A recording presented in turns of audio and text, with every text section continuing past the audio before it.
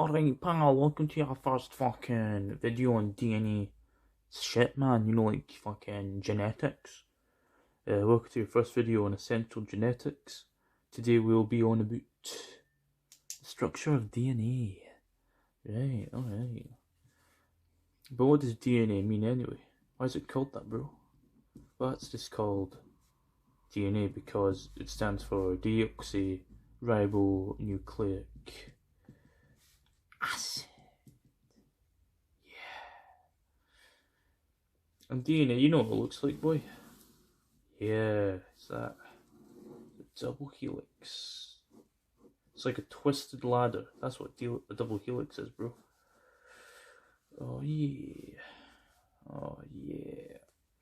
So it's a DNA molecule there. And a DNA molecule is a polymer of smaller molecules called DNA nucleotides.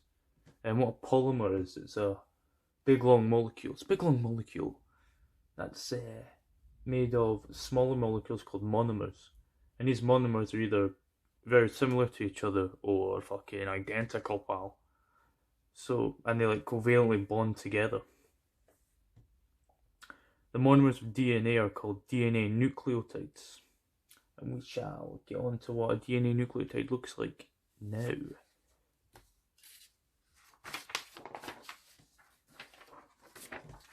This is a simplified DNA nucleotide. I haven't drawn it to its most detailed potential.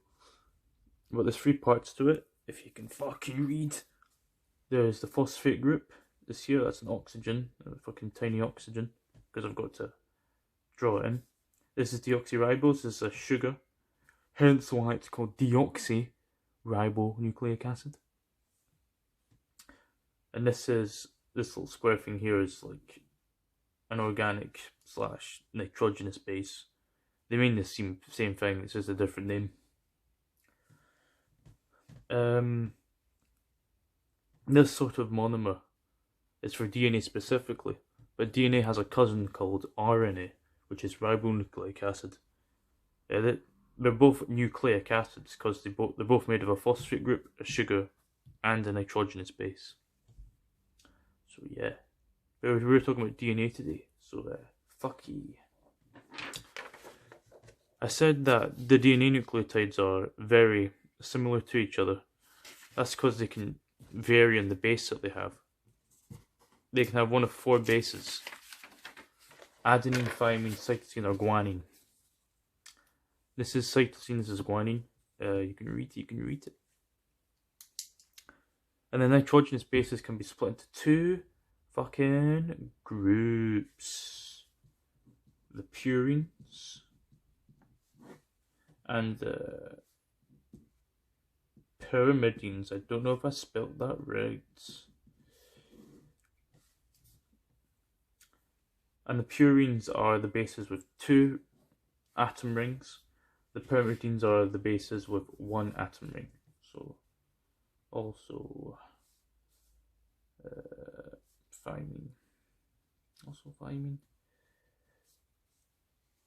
Also adenine.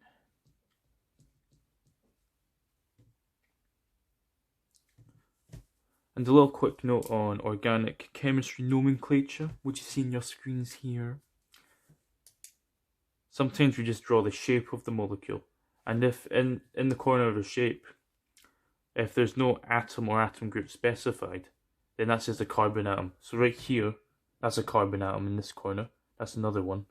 And over here in cytosine, here's another carbon atom, here's another, etc. And these double lines are double bonds. The organic bases are also numbered. Each atom group in the ring only. So this NH here is on position 1. This carbon atom here, connected to an NH2, is on position 2. This nitrogen here is on a position 3, etc., etc. Let's go back to nucleotides, huh?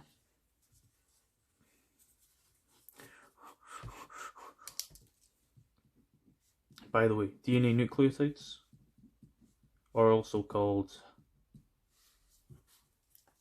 get ready for this one, oh, get ready for this one, deoxyribonucleotides. That's German, man. That's like a German word. The deoxyribose is also numbered, but it's just the carbon atoms specifically. That's 5. This is carbon 1, carbon 2, 3, 4, 5. The oxygen isn't numbered or anything. Let's get to naming the bonds. Right? Let's get to naming the bonds. This bond right here that connects the deoxyribose to the organic base is called an N-Glycosidic bond. Glycosidic bond. And that is between, as you can see, carbon 1 and the deoxyribose. And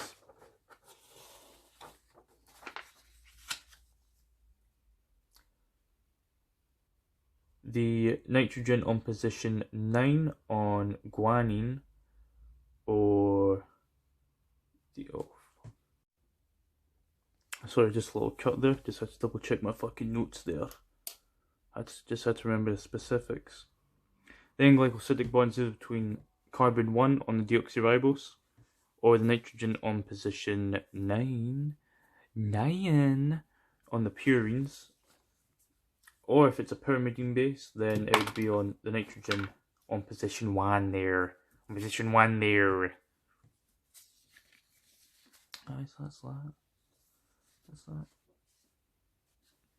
There's also another bond, the one that connects the phosphate group to the deoxyribose, which is this one here. And that is a phosphoester bond. Phosphoester. The name is bond. And this bond is specifically between the phosphorus and the oxygen in the phosphate, and between the oxygen and carbon 5 on deoxyribose there. Yeah. I'm not going to show you how specifically these bonds come about and what atoms have to fuck off for the bonds to form, and so we can live as happy orgasms in the ether. Yes. We're making good time, ladies and gentlemen. We're making good time. But let me draw you what DNA looks like in more detail. Lonely, lonely. This is a DNA molecule in more detail. Earlier I said that DNA is a molecule that is also a polymer of DNA nucleotides. It's actually 2 strands of these DNA nucleotide polymers. This is one strand, this is the other. And these 2 strands bind together by hydrogen bonds between their bases. So little bonds happen between their bases here. Also, these 2 strands are described as antiparallel, which means that one of the strands is upside down compared to the other. But how do focusing on one strand, how do these strands how do they bond together? How does this nucleotide bond to this one? Simple. Phosphodiester bonds, but this carbon to this oxygen to this phosphorus is one phosphoester bond, and then phosphorus to oxygen to carbon 5, that's another phosphoester bond.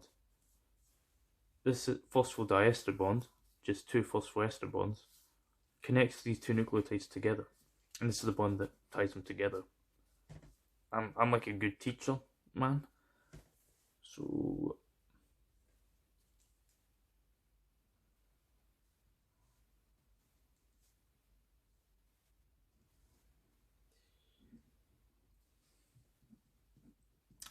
a phosphodiester bond, which equals times 2 phosphoester bonds. Yeah.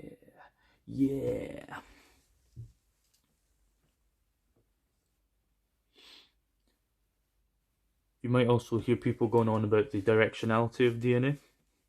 And what this pretty much means is that there's two ends of a DNA strand. There's the 5' end and the 3' end. The 5' end is when the carbon sticking up is carbon 5, so this would be the 5' end. Since the carbon sticking up is carbon 5, right? And this would be the 3' end. Because I see the bit sticking up. The carbon at the end of the strand, at the end of that end of the strand is carbon 3. And at that end it's carbon 5.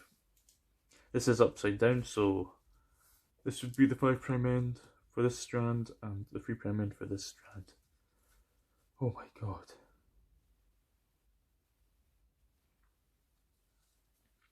Then what happens, these two strands, they bind together by their bases and they coil up into a double helix spontaneously. It requires no energy. Yeah. Oh yeah, and also, only certain organic bases can make stable hydrogen bonds with another one. So adenine can only make stable hydrogen bonds with thymine, and guanine can only make stable hydrogen bonds with guanine. That's called the base pairing rule, in case your teacher asks. There is 2 hydrogen bonds between adenine and thymine, and 3 between cytosine and guanine. You know? Tell her I'm well. I think that's us, man. I think that's DNA structure, bro. Join me next time when you'll see more of my hands. And we'll go into DNA replication in cells. Goodbye.